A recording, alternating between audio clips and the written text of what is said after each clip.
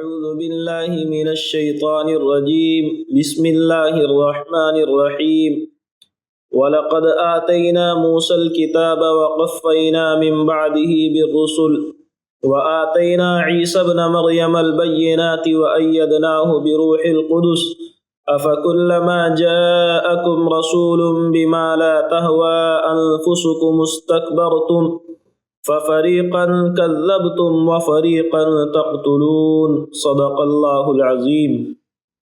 اللہ کے رسول صلی اللہ علیہ وسلم اس دنیا میں اللہ کے نمائندے تھے۔ اللہ کا پیغام، اللہ کے احکام بندوں تک پہنچانے کے لیے آپ تشریف لائے تھے۔ اللہ کے احکامات اللہ کے رسول صلی اللہ علیہ وسلم سے پہلے بھی دنیا میں آئے، اور ان احکام پر عمل کرنے والے یا عمل کا دعویٰ کرنے والے اس دنیا میں اس وقت موجود تھے۔ اور اللہ کے رسول صلی اللہ علیہ وسلم جس علاقے میں مبعوث ہوئے، جہاں آپ نبی بن کر تشریف لائے، اس علاقے کے لوگ انہیں جانتے تھے کہ یہ اللہ کی کتاب کا علم رکھتے ہیں، یہ اللہ کے رسول کو، حضرت موسیٰ کو، حضرت عیسیٰ کو رسول مانتے ہیں۔ جب آپ کسی علاقے میں کام کرنے کے لیے جائیں، حکومتی سطح پر حکومت کی طرف سے آپ کو بھیجا جائے، اور اس علاقے میں اس حکومت کے 50-100 آدمی پہلے سے کام کر رہے ہوں، اور وہاں کے لوگ جانتے ہوں کہ یہ حکومت کے نمائندے ہیں، اور وہ 50 کے 50 آپ کو پہچاننے سے منع کر دے، تو پھر عوام بھی آپ کا یقین نہیں کریں گی۔ جب وہ یقین نہیں کریں گی اور آپ ان پر بھروسہ کر کے گئے تھے کہ وہ لوگ میری تصدیق کریں گے، تو پھر آپ کا دل دکھے گا، آپ کی ہمت کو چوٹ پہنچے گی۔ اللہ کے رسول صلی اللہ علیہ وسلم کے ساتھ اسی طرح کا معاملہ ہوا۔ مدینے میں یہود موجود ہیں، وہ اللہ کے رسول حضرت موسیٰ علیہ السلام پر ایمان کے دعوے دار ہیں۔ عرب کے لوگ جانتے ہیں کہ ان کے پاس آسمانی کتابوں کا علم ہے، تو ہونا چاہیے تھا کہ اللہ کے رسول کو جب وہ پہچانتے بھی تھے اپنی کتابوں کے مطابق، وہ ساری علامتیں جو ان کی کتابوں میں موجود تھی اللہ کے رسول میں پائی جاتی تھی، جب وہ پہچانتے تھے اور عرب کے لوگ بھی ان پر اعتماد کرتے تھے، تو اگر وہ تصدیق کر دیتے، باقی لوگوں کے لیے ایمانی راہ کو چننا آسان تھا۔ لیکن ہوا یہی کہ انہوں نے ماننے سے منع کر دیا، تو اللہ کے رسول صلی اللہ علیہ وسلم کو صدمہ پہنچا۔ ان آیتوں میں اللہ نے بتایا کہ ان لوگوں کی فطرت ہی ایسی ہے، آپ پریشان کیوں ہوتے ہیں؟ اس سے آگے بڑھ کر یہ لوگ فطری اعتبار سے اپنے عادتوں کے لحاظ سے اتنے مجبور ہیں، اور ان کی عادتیں اتنی خراب ہیں کہ اپنے خیر خواہوں کے ساتھ بدترین سلوک کرتے ہیں، اور وہ خیر خواہ جو خود ان کی امتوں میں تھے، جو خود ان کی قوم میں تھے، ان خیر خواہوں کے ساتھ انہوں نے برا سلوک کیا ہے، تو آپ کے ساتھ اگر ایسا کریں آپ بھی پریشان نہ ہو۔ نیز اس سے پہلے یہود کا ایک دعویٰ تھا کہ ہمیں آگ صرف چند دنوں کے لیے چھوئے گی، ہم جہنم میں صرف چند دنوں کے لیے جائیں گے۔ تو اللہ ان آیتوں میں یہ بھی بتاتا ہے، ایسے بے غیرت لوگ جو اپنے خیر خواہ کے ساتھ اتنا بدترین سلوک کرے، وہ چند دنوں میں آگ سے نکل جائیں، یہ تو ایک اچھا انسانی سلوک بھی نہیں ہے، ان کی سزا تو دائمی ہونی چاہیے، وہ اس کے حقدار ہیں۔ اللہ نے فرمایا وَلَقَدْ آتَيْنَا مُوسَى الْكِتَابَ وَقَفَّيْنَا مِن بَعْدِهِ بِالرُّسُلِ، اور ہم نے یقیناً موسیٰ علیہ السلام کو کتاب دی، تورات عطا فرمائی، اور ہم نے ان کے بعد رسولوں کو پے در پہ بھیجا۔ موسیٰ علیہ السلام کے بعد رسولوں کا ایک طویل سلسلہ ہے، ایک رسول جاتا ہے، دوسرے کو اللہ رسالت دے کر بھیج دیتا ہے، ایک رسول یہاں اس علاقے میں کام کر رہا ہے، دوسرا رسول دوسرے علاقے کے اندر وہاں موجود ہیں۔ اس طریقے سے اللہ کے رسول یکے بعد دیگرے تشریف لاتے رہے۔ وَآتَيْنَا عِيسَى ابْنَ مَرْيَمَ الْبَيِّنَاتِ، اور ہم نے عیسیٰ ابن مریم کو واضح معجزات عطا فرمائے۔ حضرت عیسیٰ علیہ السلام کے معجزات ایسے تھے کہ اگر یہ لوگ اپنی آنکھوں سے دیکھ کر یقین کرنے والے ہوتے، پہلے سے کج فہمی دل میں نہ رکھنے والے ہوتے تو یہ مان لیتے، لیکن ہوا کیا کہ انہوں نے ان کی بھی بات نہیں مانی۔ وَأَيَّدْنَاهُ بِرُوحِ الْقُدُسِ، اور ہم نے حضرت عیسیٰ علیہ السلام کو قوت پہنچائی روح القدس کے ساتھ، حضرت جبرائیل علیہ السلام کے ساتھ۔ حضرت جبرائیل علیہ السلام ہمیشہ اللہ کے رسول حضرت عیسیٰ علیہ السلام کے ساتھ موجود ہوتے تھے، ان کی حوصلہ افزائی کرتے تھے، ان کے دل کو تسلی دیتے تھے۔ یہود جب انہیں تکلیف پہنچانا چاہتے، حضرت جبرائیل علیہ السلام حفاظت کرتے تھے، یہاں تک کہ جب ایک وقت آیا کہ وہ انہیں قتل کرنے لگے تو حضرت جبرائیل علیہ السلام دوسرے فرشتوں کے ساتھ مل کر حضرت عیسیٰ علیہ السلام کو آسمانوں پر لے گئے۔ اور یہ سارے واقعات یہود یا تو مانتے تھے یا دل میں کھٹکتے تھے کہ ایسا ہوا ہے۔ أَفَكُلَّمَا جَاءَكُمْ رَسُولٌ بِمَا لَا تَهْوَىٰ أَنفُسُكُمْ، کیا ایسا نہیں ہے کہ جب جب تمہارے پاس کوئی رسول ایسی بات لے کر کے آتا جس کو تمہارے دل نہیں چاہتے تھے، جو تمہارے دلوں کی خواہش نہیں ہوتی تھی، یعنی رسول کا پیغام جب تمہاری عزت کو چوٹ پہنچاتا، جب تمہارے مرتبے کو گھٹا دیتا تو تم تکبر کرتے، اپنی بڑائی تمہارے اندر سے نکل نکل کر کے باہر آتی۔ آپ دیکھتے ہیں کسی معاشرے کے اندر، کسی بھی سماج کے اندر کچھ لوگ ہوتے ہیں جو معاشرے کی بھلائی کا دعویٰ کرنے والے ہوتے ہیں کہ ہم اپنے سماج کی بھلائی کے لیے یہ کام کر رہے ہیں، اور وہ 10 20 30 سال سے وہ کام کر ہی رہے ہوتے ہیں، معاشرے کی کوئی بھلائی ہوتی ہوئی نظر نہیں آتی۔ پھر ایک وقت آتا ہے کہ ایک نوجوان اٹھتا ہے اور اٹھ کر کے اس معاشرے کو برائیوں سے بچانے میں ایک نمایاں کردار نبھاتا ہے۔ اس کردار کو دیکھ کر معاشرے کے لوگ، سماج کے لوگ اس کی عزت کرتے ہیں۔ یہ عزت جب ہونے لگتی ہے تو ان پرانے سماجی کارکنوں کی عزت داؤں پر لگ جاتی ہے کہ ہمارا نام خراب ہو جائے گا۔ اب وہ اس نوجوان کو گرانے کی کوشش کرتے ہیں۔ کیوں کوشش کر رہے ہیں؟ صرف اس وجہ سے کہ ہماری عزت خطرے میں نہ پڑ جائے۔ تو اللہ نے اس چیز کو ظاہر کیا کہ جب نبی نے تمہاری منشا کے خلاف کچھ کام کرنے شروع کیے جو حقیقت میں اللہ کے حکم تھے، تو تمہارا تکبر باہر آ گیا اور تم لوگ اپنی مونچھوں کو تاؤ دینے لگے اور اس نبی کو نقصان پہنچانے کی کوشش کرنے لگے۔ فَفَرِيقًا كَذَّبْتُمْ وَفَرِيقًا تَقْتُلُونَ، تو نبیوں کی ایک جماعت کی تم نے تکذیب کی، یہ کہا کہ یہ نبی جھوٹے ہیں، اور ایک جماعت کو تو تم قتل کر دیتے ہو۔ اللہ نے الفاظ بھی استعمال کیے تو بڑے عجیب و غریب۔ تکذیب کی بات کہی کہ تم جھٹلا چکے ہو، نبیوں کو جھوٹا کہہ چکے ہو، لیکن تقتلون مضارع کا صیغہ ہے، شدت کو بتا رہا ہے تم اس کام پر لگے ہوئے ہو۔ یہاں تک کہ اللہ کے رسول صلی اللہ علیہ وسلم کے زمانے میں 3 واقعات ایسے ہیں جس میں اللہ کے رسول پر واضح طور پر حملہ ہوا ہے یا حملے کی کوشش کی گئی ہے، آپ کو قتل کرنے کی کوشش کی گئی ہے۔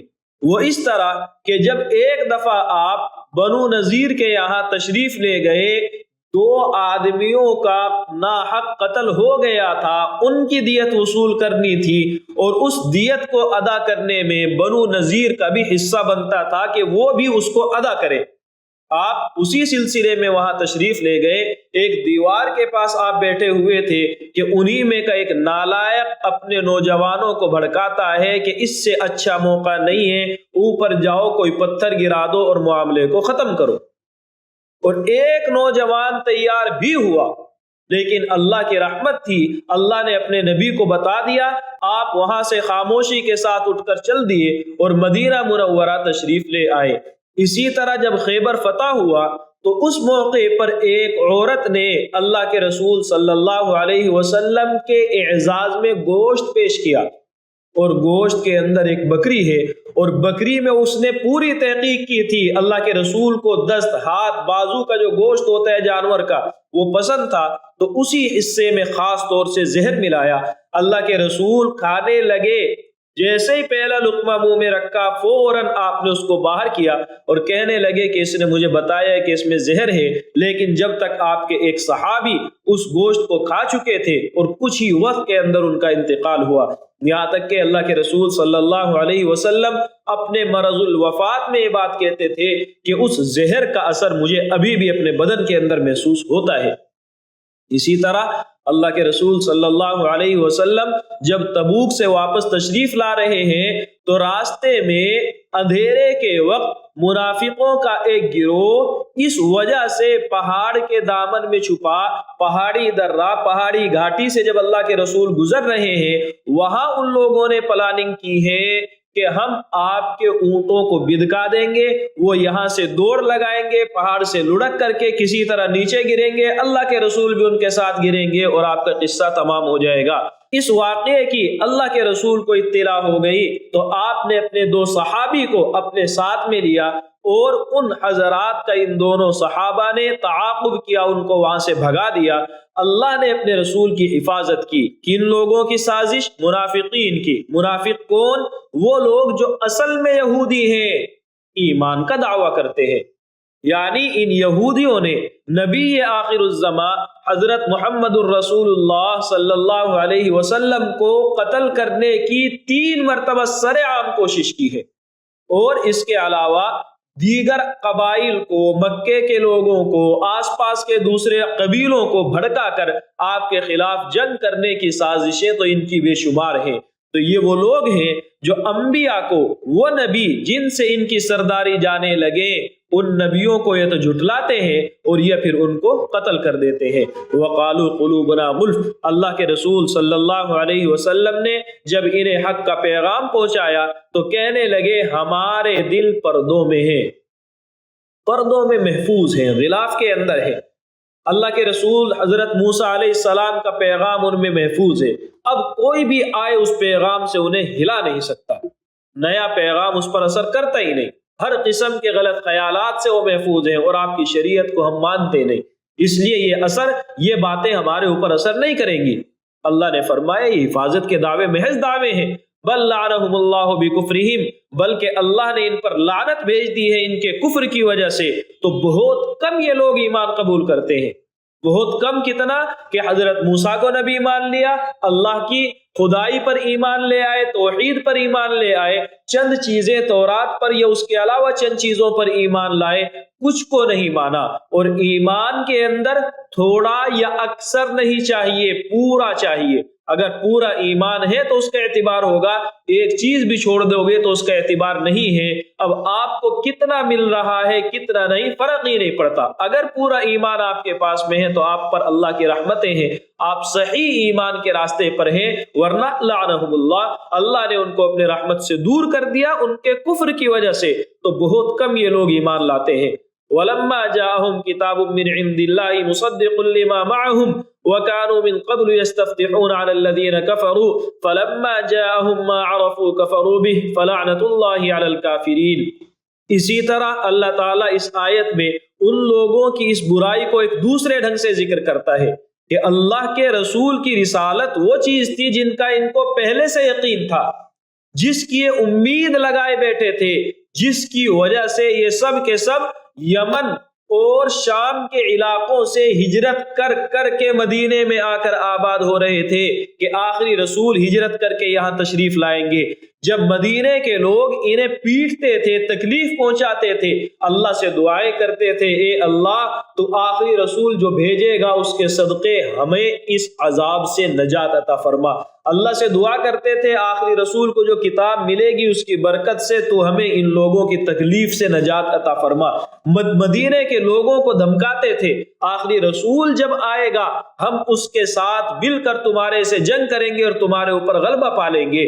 مدینے کے لوگ بھی حیران تھے کہ یہ مٹھی بھر لوگ جنہیں ہم کبھی بھی پیٹ دیتے ہیں یہ کیسے ایک شخص کی بنیاد پر اتنی بڑی دھمکی ہمیں دیتے ہیں۔ اس لیے وہ لوگ تلاش میں رہے، جستجو میں رہے، اور جیسے ہی ان کو معلوم ہوا کہ آپ مکے میں تشریف لا چکے ہیں، مدینے کے لوگ پہلے ہی جا کر آپ پر ایمان لانے لگے، یہاں تک کہ اللہ کے رسول کے مدینہ ہجرت کرنے سے پہلے ایک بڑی تعداد ایمان میں داخل ہو چکی ہے۔ کیوں؟ یہی یہودی جب یہ تذکرے کرتے تھے تو ان لوگوں کے اندر طلب پیدا ہوئی اور وہ لوگ ایمان میں داخل ہو گئے، اور حیرانی کی بات، جن لوگوں نے اس چیز کو پھیلایا تھا وہ خود محروم ہو گئے، جس چیز کی وجہ سے اللہ سے دعائیں کر رہے ہیں اسی سے محروم ہو گئے۔ کیوں محروم ہوئے؟ صرف اپنی انا کی وجہ سے، صرف اپنے حسد کی وجہ سے، صرف اس نبی سے محض ذاتی دشمنی رکھنے کی وجہ سے۔ تو اللہ نے فرمایا ایسے بے غیرت لوگ ہیں، وَلَمَّا جَاءَهُمْ كِتَابٌ مِّنْ عِندِ اللَّهِ، اور جب ان کے پاس اللہ کی کتاب آئی جو تصدیق کرتی ہے اس کتاب کی جو ان کے پاس میں ہے۔ اللہ کی کتاب کی یہ صفت قرآن بار بار ذکر کرتا ہے کہ یہ کتاب ان کی کتاب کی تصدیق کرتی ہے، یعنی آپ کے پاس ایک نظریہ پہلے سے ہو، اب دوسرا نظریہ، دوسری سوچ آپ کو دی جائے اور ان دونوں میں ٹکراؤ ہو تو آپ کے لیے فیصلہ کرنا مشکل ہو سکتا ہے، لیکن جب دونوں باتیں دعویٰ ایک ہی رکھتی ہو، دونوں خیال ایک ہی جگہ آپ کو لے کر کے جاتے ہو، پھر آپ کو یقین کرنا آسان ہونا چاہیے۔ لیکن ہوتا یہ ہے کہ یہ لوگ اس پر ایمان نہیں لاتے ہیں، تو پھر مسئلہ کیا ہے؟ وَكَانُوا مِن قَبْلُ يَسْتَفْتِحُونَ عَلَى الَّذِينَ كَفَرُوا، جبکہ یہ اس سے پہلے ان کافروں پر مدد چاہا کرتے تھے، غلبہ چاہا کرتے تھے، اللہ سے دعائیں کرتے تھے کہ اس رسول کی برکت سے ہمیں تو ان لوگوں پر غلبہ عطا فرما، لوگوں کو کہتے تھے کہ اس رسول کے آنے کے بعد ہم تم پر غالب آ جائیں گے۔ فَلَمَّا جَاءَهُم مَّا عَرَفُوا كَفَرُوا بِهِ فَلَعْنَةُ اللَّهِ عَلَى الْكَافِرِينَ، چنانچہ جب ان کے پاس وہ چیز آ گئی جس کو یہ پہچانتے ہیں، اللہ کے رسول آ گئے، اللہ کے رسول کو پہچانتے ہیں، قرآن آ گیا جس کو یہ پہچانتے ہیں، دونوں چیزیں ایسی ہیں کہ انہیں یہ جانتے پہچانتے ہیں اور ایسے پہچانتے ہیں، آگے تذکرہ آئے گا، یعرفونہ کما یعرفون ابناءہم، جیسے اپنی اولاد کو پہچانتے ہیں، اس کے باوجود کفروا بہ، انہوں نے اس کا انکار کر دیا۔ فلعنت اللہ علی الکافرین، سو اللہ کی لعنت ہو ان کافروں پر، اللہ نے ان لوگوں کو اپنے رحمت سے دور کر دیا ہے۔ بئس ما اشتروا به انفسهم ان يكفروا بما انزل الله بغيا ان ينزل الله من فضله على من يشاء من عباده فباءوا بغضب على غضب وللكافرين عذاب مهين۔ یہاں اللہ نے وجہ بتائی ہے کیوں ان لوگوں نے آخری رسول پر ایمان قبول نہیں کیا۔ اللہ نے فرمایا بہت بری ہے وہ چیز جس کے بدلے میں انہوں نے اپنے آپ کو بیچ دیا ہے۔ کیا ہے وہ چیز؟ کہ انہوں نے کفر کیا ان باتوں کا یا اس رسول کا اور اس کتاب کا جو اللہ نے نازل کی ہے۔ تو اللہ نے جو کتاب نازل کی، اللہ نے جو رسول بھیجا، ان دونوں کو انہوں نے ماننے سے منع کیا، بدلے میں جہنم ملی، اپنے آپ کو جہنم کے حوالے کیا۔ یہ چیز انہوں نے اپنے ہاتھوں سے ضائع کر دی۔ کیوں؟ بغین، ضد کی وجہ سے، حسد کی وجہ سے، نا حق ظلم اور اپنے آپ کو غلط راستے پر لے جانے کی وجہ سے۔ اور یہ ظلم، یہ حسد کیوں؟ ان ينزل اللہ، اس بات کا کہ اللہ نازل کر دے اپنا فضل اپنے بندوں میں سے جس پر چاہے، یعنی ان کی خواہش تھی آخری رسول ہمارے خاندان سے، بنو اسرائیل سے آنا چاہیے، جیسے اب تک بے شمار انبیاء اور رسول ہماری امتوں کے اندر ہمارے خاندان میں آئے تھے، لیکن ہوا یہ کہ وہ ایسے نہیں ہو سکا تو انہوں نے ماننے سے منع کر دیا۔ آخری رسول بنو اسرائیل میں نہیں، بنو اسماعیل میں آیا۔ فباءوا بغضب علی غضب، اب آپ دیکھیں انہوں نے جرم کتنے کیے ہیں، آخری رسول کی رسالت کو نہیں مانا، انہوں نے اللہ کی کتاب تورات میں تحریف کی، اللہ کے رسول کی جو صفات تورات میں لکھی ہوئی تھی انہوں نے ان صفات کو بدل کر دوسری صفات لوگوں کے سامنے پیش کی ہے۔ اللہ کے رسول کی جو کتاب قرآن ہے، اس کے جو اوصاف وہاں لکھے تھے ان اوصاف کو بدل کر کے ان لوگوں نے لوگوں کے سامنے پیش کیے، تو اللہ کی کتاب کو بدل ڈالا، اللہ کے رسول کے بارے میں لوگوں میں غلط فہمیاں، بدگمانیاں پھیلائی، اللہ کے دین کو مٹانے کی کوشش کی، اسی طریقے سے اللہ کے فیصلے پر اعتراض کیا۔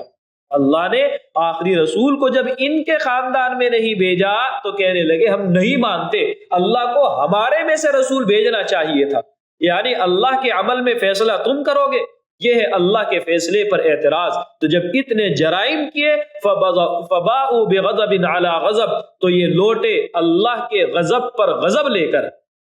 یہ نہیں کہ ایک غضب کے اوپر دوسرا غضب، معنی ہے ڈھیروں غضب ان پر مسلط ہوئے، اتنے جرائم چونکہ انہوں نے کر رکھے ہیں۔ وَلِلْكَافِرِينَ عَذَابٌ مُّهِينٌ، اور ان کافروں کے لیے رسوا کرنے والا عذاب ہے۔ جب کسی کو کسی جرم کے بعد کوئی سزا دی جاتی ہے تو وہ سزا کبھی اصلاح کے لیے ہوتی ہے، کبھی ذلیل کرنے کے لیے ہوتی ہے۔ اگر وہ سزا اصلاح کے لیے ہو اس کو آپ تادیب کہتے ہیں، اصلاح کہتے ہیں۔ جیسے آپ اپنے بچوں کو سزا دیتے ہیں جب انہوں نے غلطی کی ہے، مقصد یہ ہے کہ ان کی اصلاح ہو جائے۔ مومنین کو سزا دی جاتی ہے دنیا میں ان کی غلطی پر تاکہ وہ اپنے اعمال کو سدھار لے۔ آخرت میں بھی جہنم میں جانا پڑے گا ان لوگوں کو جو ایمان لائے تھے لیکن اعمال اچھے نہیں تھے، وہاں بھی مقصد ان کی اصلاح ہے، ان کے گناہوں کو دھلنا ہے، بعد میں جنت ہے۔ لیکن ان لوگوں کو جو عذاب ملے گا وہ رسوائی کا ہوگا، یعنی اس عذاب کے بعد کبھی بھی ان کا کوئی فائدہ کبھی ہونے والا نہیں، ان کی کوئی خیر اس سے جڑی ہوئی نہیں ہے۔ تو اللہ نے فرمایا کہ ان کا عذاب رسوا کرنے والا ہے۔ اور کیوں ہے؟ کیونکہ انہوں نے رسول کو جو نہیں مانا تھا اپنی عزت کے ضائع ہوتے ہوئے دیکھنے کی وجہ سے نہیں مانا تھا۔ انہیں لگ رہا تھا ہماری عزت جا رہی ہے، تو جس عزت کو بچانے کے لیے انہوں نے رسول کی تکذیب کی ہے، اللہ کہتا ہے جہنم کی آگ میں پھینک کر تمہاری اسی عزت کو ہم اتاریں گے اور ساری مخلوق کے سامنے تمہیں ذلیل کر دیں گے۔ غرض یہ ہے کہ اللہ کا حکم آ جائے، اللہ کے رسول کی دعوت مل جائے اور حق آپ کے سامنے ظاہر ہو جائے۔ آپ کی ذمہ داری ہے کہ آپ اس حق کو قبول کریں۔ اللہ تعالی ہم سب کو سمجھنے کی، قبول کرنے کی اور قدر کرنے کی اور صحیح ڈھنگ سے اللہ کے احکام پر عمل کرنے کی توفیق عطا فرمائے۔ وآخر دعوانا ان الحمد للہ رب العالمین۔